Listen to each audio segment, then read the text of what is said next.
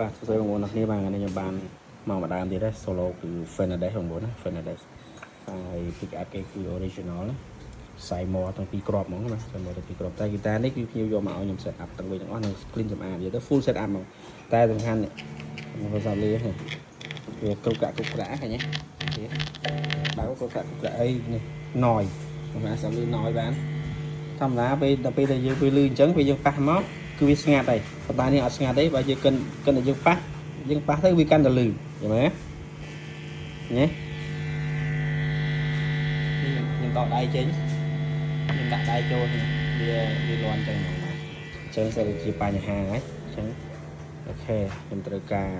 ដោះវាចេញទាំងអស់ហ្មងបាទគឺបែកគ្រឿងបាទដើម្បីធ្វើវាវិញដើម្បីយើងលាងសម្អាតខាងក្នុងអញ្ចឹងណានេះ Fernandez ស៊ីនអញ្ចឹងហ្មងបាទស៊ីនអញ្ចឹងហ្មង